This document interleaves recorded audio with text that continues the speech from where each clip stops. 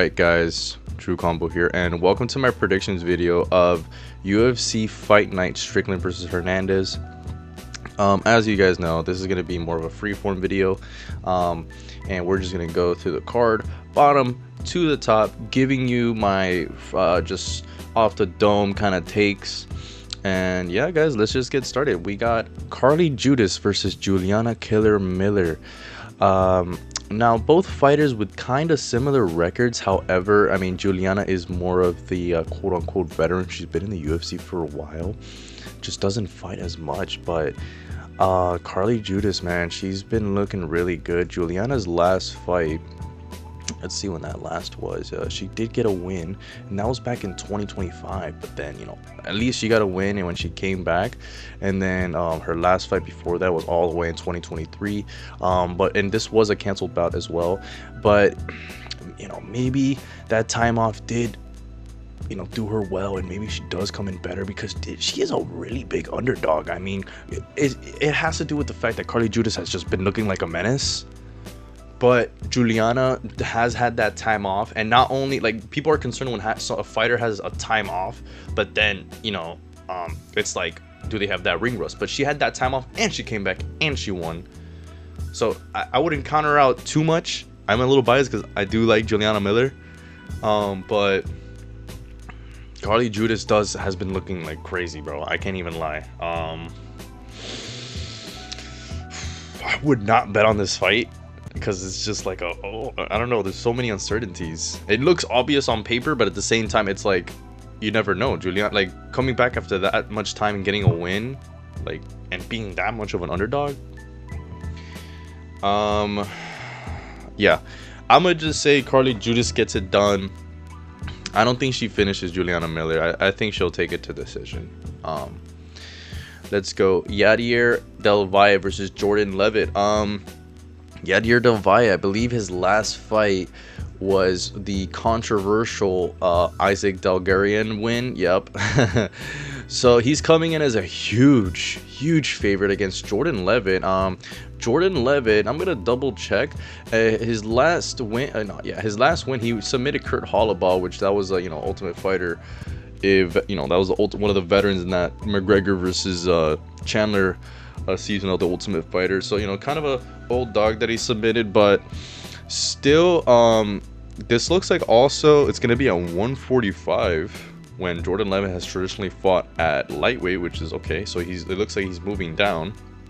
And I don't know, I mean, Yadier Del Valle, I'm Cuban, so it kind of feels wrong to say this, but I mean, how Jordan Levitt's a bit there's some dogs in this card that I'm considering. Jordan Levitt is a pretty big underdog. I mean, look, I think the uncertainty lies in the fact that this is a 145-pound fight, and Yadier Del Valle is actually a pretty good prospect. But I'm taking into account Jordan's you know, his veteran status and his experience. I could say that Yadier can honestly submit Jordan Levitt, like, if he comes in looking like crap. But I don't think Jordan Levitt's like the biggest lightweight in the world. I think this weight class would probably actually do him justice. And he's pretty weird, and you know, that's a pretty tough opponent. I'm gonna say right now that Yadier Del Valle submits Jordan Levitt, but we'll see how the weigh-ins look, and with the you know, I'll see, you know. But I think I'm gonna take Yadier with submission, man, because, you know, I can never count out a vet, man. I can never count out a vet. Same goes here. JPL versus Phil Rowe. I saw JPL on the Contender Series. What a crazy finish. Pretty good finish. But Phil Rowe, man, I mean, look, I know that I feel like he's such a good dog sometimes, man, like, to bet on. I really do feel like he's still, like, pretty crafty. Like, he's he's always, like, in these kind of, like, I don't know, like, I feel like he's like good. He kind of reminds me of like a Gene Matsumoto. Like, he's in the fight, but it's just not enough. And JPL, you know, he is a finisher, but it is his debut, I believe. Yeah, Yeah, I believe it is his debut. Yeah, yep, yeah, it is. So because Austin Vanderford canceled, so Phil Rose honestly is also not last minute, but is a replacement. Man, I think this is obviously like a, hey man, we're gonna debut this guy and we're gonna see if we can potentially get a highlight reel off Phil Rowe, but I don't see that happening. I mean, Phil Rowe can win this by decision.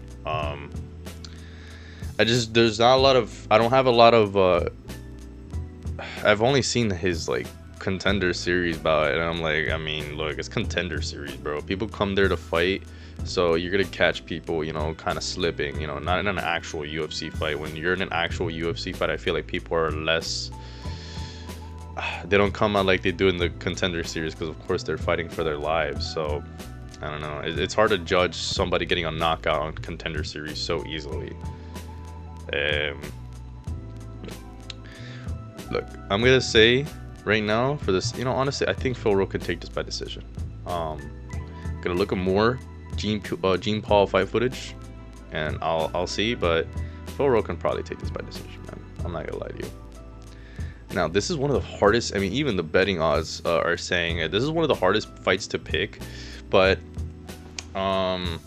it's one of those fights where it's like Punahele Soriano can catch Hamiz, even though Hamiz has never really been knocked out. I believe he has a TKO, but it was because of an elbow to like his ear, and it was like an injury TKO. It wasn't like a knockout. You know what I'm saying? TKO is still a TKO, but he wasn't like knocked unconscious, is what I'm trying to say. So very this is a fight where these two fighters, like, they can, Soriano can knock out Hamiz can submit Soriano. However, Soriano has been knocked out before, so I don't know. I think Hamiz has more of the tools to beat Punahele, but Punahele, he, you know, like, he's freaking Samoan, bro. So I'm gonna go Hamiz by submission, but Punahele can catch him. Not saying that this is gonna be an absolute molestation. This might go to decision, honestly, but I think Hamiz can edge him out by decision too. Pause. Nora Conol versus Jocelyn Edwards. Man, Nora Conol, she's not doing too hot right now, I believe. Yeah, no, her last fight she lost, and then she got a sub before that, but then she lost. I mean, Jocelyn Edwards has been looking pretty good. I think I'm gonna just take Jocelyn Edwards by decision. Aided Correa versus Luis Gurul, man. This is a featherweight fight. I'm not gonna lie, I've never heard of these two people. He got a TKO over Alessandro Costa in his debut, and then Luis Gurul, he's 0-2 in the UFC. Jesus. Okay.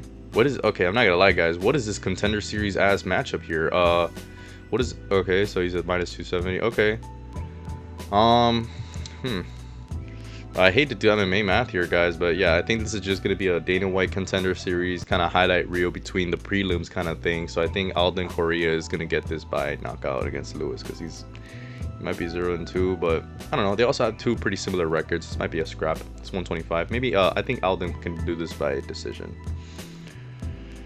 Ode Osborne versus Alibi Idris. This is kind of another showcase. I believe Alibi is making his debut as well.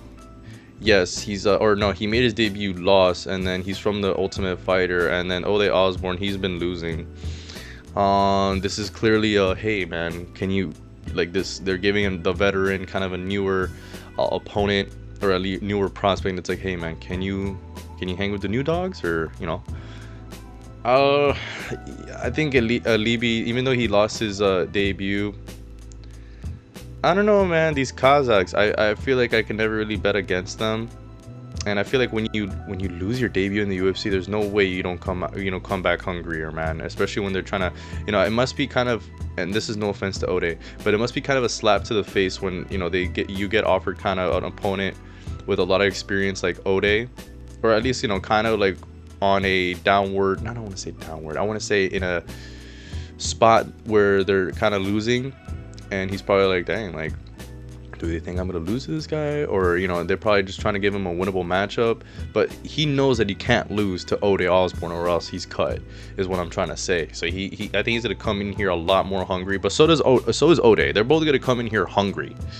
But I think Alivi, being the younger fighter, I think he's gonna win this, and I think he's gonna win this by decision. Chidi Njokuani versus Carlos Leal. I mean, this is just a battle of who folds first. Yeah, I think Carlos Leal is gonna knock out Chidi Njokuani, man, honestly.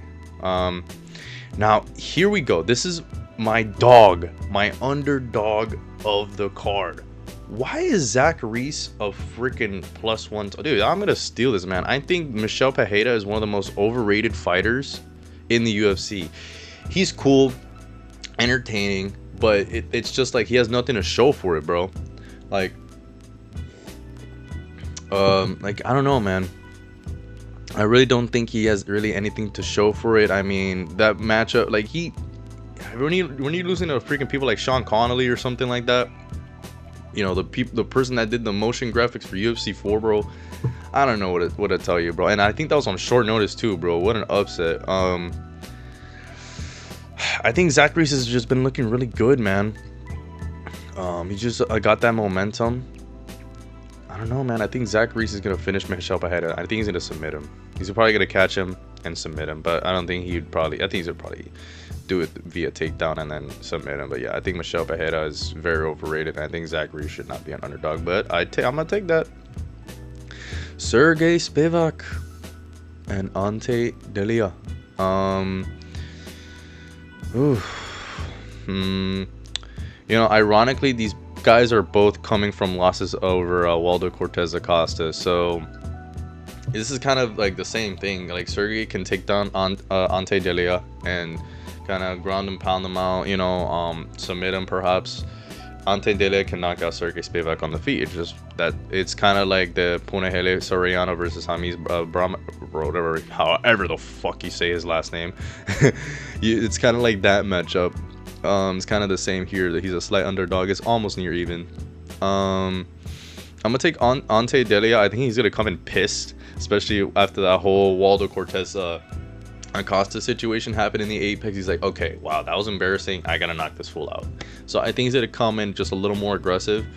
But Sergey Spivak, he's still pretty live. You know, I'm not saying I'm gonna count him out, but I think Ante Delia is just gonna come in with a bit of more of a fire under his ass, and he's just gonna come out here to finish Sergey Spivak. I'm gonna take Ante Delia by knockout. Dan Ige versus man, I have so much trouble pronouncing this kid's name, man. Melquizel Costa. Sorry, dude. I'm really sorry.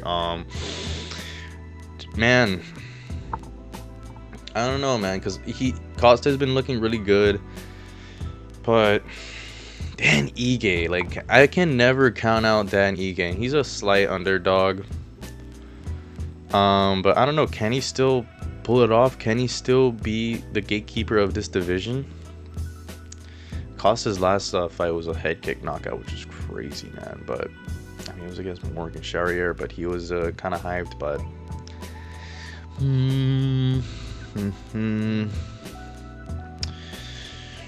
I'm scared, man. I think I'm leaning Costa. I think Costa is actually just gonna get it done. I don't know if Dan Ige still got it in him anymore. I don't know, man. I mean, he lost his last fight to Patricio Pitbull, but he still knocked out Sean Woodson, which I think is a pretty good fight, and he went to freaking decision with Ron Murphy. Like, Unk still got it, you know. But I'm thinking about Costa's momentum right now, you know. And he's got heart, man. This is a hard fight to pick, but I'm gonna take Costa, and I think he's gonna knock out Dan Ige, you know, or you know, either knockout or decision. I gotta decide later, but going with one of those two. Dude, this is one of the, I didn't even know this fight was happening until like last night. Jeff Neal versus Uros Medic. If we had like Jeff Neal like when he first entered the UFC versus like Uros Medic now, oh my god, this would be crazy. I still think this fight's gonna be crazy. I'm still tuning into this fight. Of course, I'm watching all the fights, but like this fight, I'm like gonna make sure, you know, if there's VHA still, I would record it, you know, like, oh, This fight is gonna be fire. I love Uros Medic. I love Jeff Neal, man. Hands of steel. However, I mentioned that I would have rather seen this fight when Jeff was coming in, because Jeff is not really in the best. He doesn't really have the best momentum right now, man. Unfortunately, you know, his performances have been a little weird lately, you know, just very kind of standoffish stare performances, you know. And but he does go out there, you know, there's, you know, in his previous fights he does go out there to bang, and we know, I feel like Uros Medic is gonna bring out that classic Jeff Neal, but I think that's gonna be in Jeff Neal's, like, that's gonna be a negative on Jeff Neal's part, because I feel like Uros Medic is gonna lull him into like a banger fight. I hope it's a banger until, you know, it ends, but I think Uros Medic is gonna catch Jeff Neal. He's gonna knock him out. However, Jeff Neal, I think he is still pretty live for oh, he's the favorite. Interesting. I think he's still live for a finish, of course, but I'm not gonna lie, I think Uros Medic is gonna knock out Jeff Neal, man. I didn't even know. I'm not gonna lie, I did not look at these odds, at least for this fight, and Uros Medic is an underdog. Wow. Yeah, man, I might parlay Uros Medic and Zach Reese. I'm not even gonna lie to you. Not even gonna cap. I feel like those are very live dogs. What the hell? Yeah. Yeah, definitely. I think Uros Medic is gonna knock out Jeff Neal, but it's gonna be a scrap. So definitely. Sean Strickland versus Anthony Fluffy Hernandez, dude. This fight is a little tough to pick, even though Anthony Fluffy Hernandez is such a big underdog. I mean, sorry, favorite. Thing is that could Anthony Hernandez take down Sean Strickland, keep him there, and could he do that? I don't know if he can do that, because I don't know how this will go on the feet. I mean, Anthony Hernandez can land his body kicks. He can just try to, you know, keep Strickland at bay, but man, I don't know. Strickland, that's his like wheelhouse, keeping you at bay, just tapping you, just point fighting. Anthony Hernandez is I would say his only route to victory would be, you know, taking this fight to the ground, making it dirty. Kind of like that Roman Dolidze fight, you know, just making it dirty, really just making it a war. But will Sean Strickland come here to fight, or is he just gonna jab in front? Like, I could see this being a Sean Strickland certified hood classic, where he just jabs and front kicks the whole fight, but I don't know. I'm just gonna say I'm gonna take it, like, whoever's, I think if it's a damage game, Anthony Hernandez is pretty slick. I mean, he's very good, man. I mean, I'm not saying I'm not gonna sit here and say like he can't submit Strickland, because he submitted Rodolfo Vieira, but Rodolfo Vieira was like on fumes, bro. That guy was on like red level gas tank, bro. And I don't think Sean Strickland is ever gonna be tired. So that's the only way I see Anthony Hernandez submitting Sean Strickland, if he just tires him out and, you know, just kind of makes it like a grueling 5-round fight. But other than that, man, the only thing is that I also see, like, if Anthony can make it a grueling fight and just make it seem like he gotta show the judges that he's doing the damage, he's fucking winning, you know what I'm saying? Because otherwise Sean Strickland is gonna point fight him to death, and he's probably gonna win, you know. So look, for the sake of who can finish this fight for sure, I think Anthony Hernandez has more routes, you know, but he's got to fight a good fight. You know, he does have to, you know, not overlook, which I don't think he's doing, but he can't overlook Sean Strickland, you know. So I'm going to take Anthony Hernandez. I think he's actually going to do it. He's going to take it by decision. All right, guys, those were my predictions. Let me know what you guys think. Let me know who you guys think is going to win. Let me know if I'm wrong in the comments, guys. Let's have a debate. Who cares? Let's just talk it out.